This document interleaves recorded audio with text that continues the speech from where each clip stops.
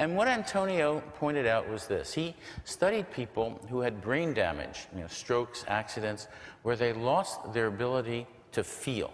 They lost their ability to feel emotions.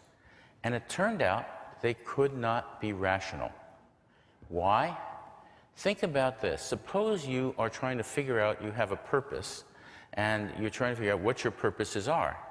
Well, if you don't know if you're going to be happy or sad if that happens, what are you going to do? How do you reason? If you don't know if other people are going to be angry at you or happy with you, what are you going to do? You can't reason.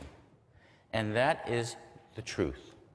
Reason, rationality, requires, absolutely requires emotion, and the pathways have begun to be figured out in great detail that shows in the brain how this works. Now, the next part of this is that we have different worldviews. We don't all think the same. It turns out that movement conservatives and strong progressives do not see the world in the same way. Surprise. You go on the TV shows, they talk right past each other, but it's because they see the world differently. They have different understandings of what morality is. And it's important to understand politics is about morality. Every politician who proposes some policy does it because he says it's right. Nobody gets up there and says, I've got a bad policy for you. It's evil, it's wrong, here's what I propose, right? Nobody does this. It's about morality. And all of the arguments, every argument that's made for a proposal comes back to a moral position. And we have two very different moral positions happening in this country. And one of the most important findings we have is that just about every one of us has versions of both of them in our heads. And the reason that we can have this is a little fact about the brain. It's called mutual inhibition.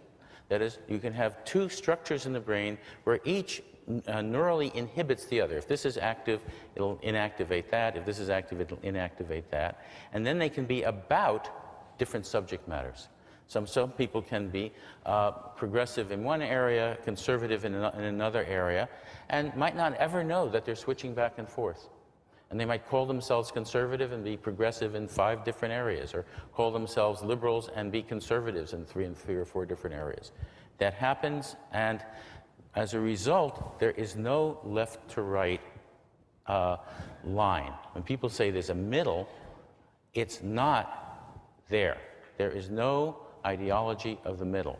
Think for a minute about 2 people called moderates, Chuck Hagel and Joe Lieberman.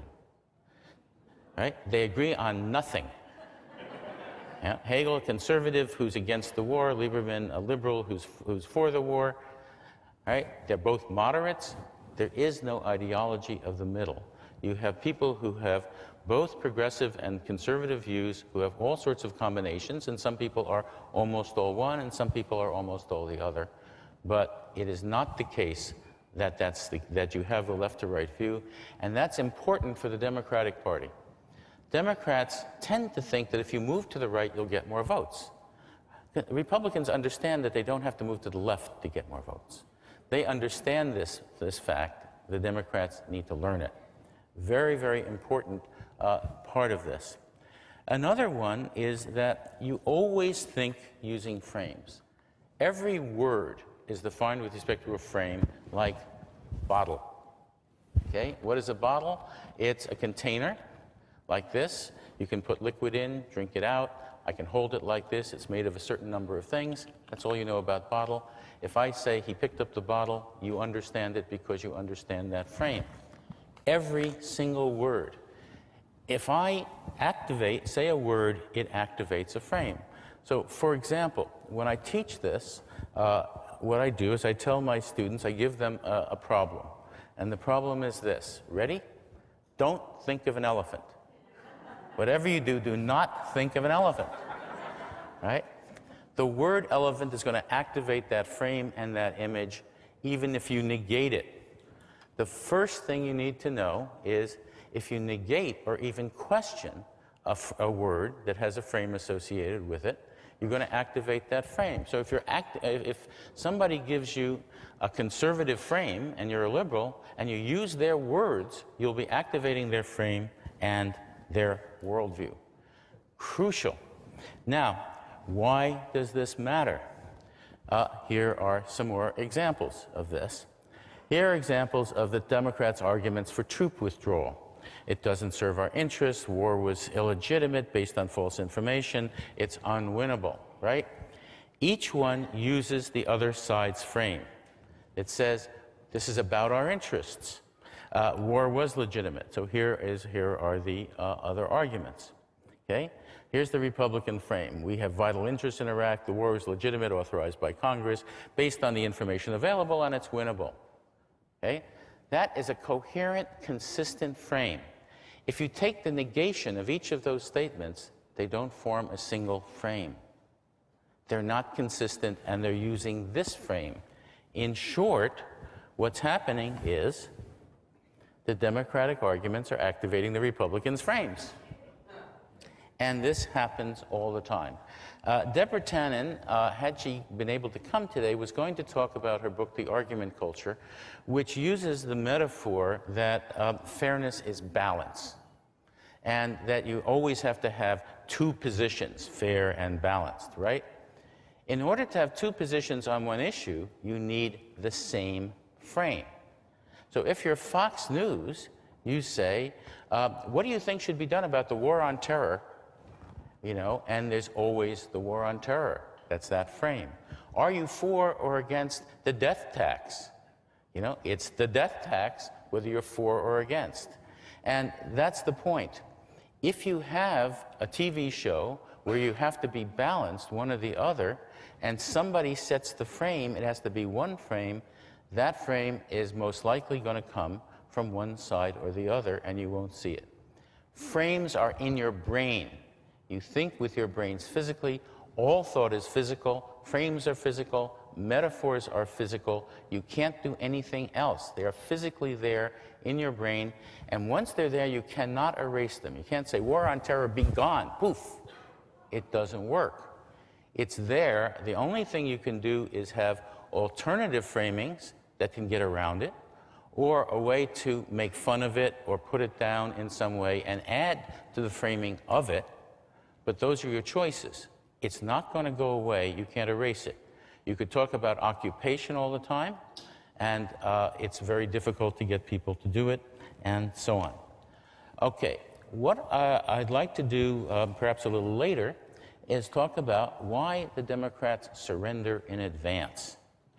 There's a reason for this, and it has to do with Enlightenment reason, but we'll get to that in a while. So that's a good cliffhanger, and I will ask you later.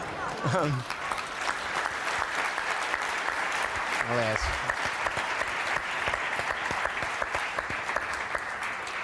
ask. Frank. I have nothing to say because I'm still thinking of an elephant. I must tell you, as the token, often angry, often upset, but still occasionally a Republican in this room, I understand how Dr. Kevorkian feels at an AARP convention. And sitting with up here with George Soros down there, I've never been this close to that much money. Would you adopt me, please? I'm going to show you some language, some work that I've been doing. But it is not just about words that matter. It's also about presentation. When you wear a tie, people react to you, or when you don't.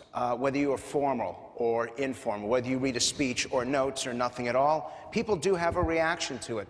And I like to use John Edwards as the example, because he still is, even though he's not doing well in the polls, by applause. How many of you are backing Edwards for the presidency? How many of you are backing Obama?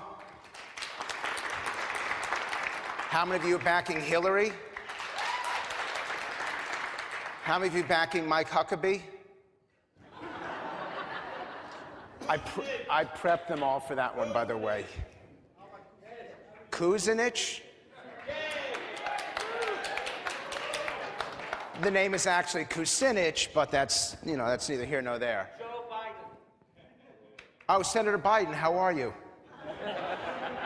You see, that's how Biden has so little support now that he's actually got to shout out his own name. But thank you very much for coming. How many of you are supporting Rudy Giuliani? Do you realize that he got more boos than cheers here?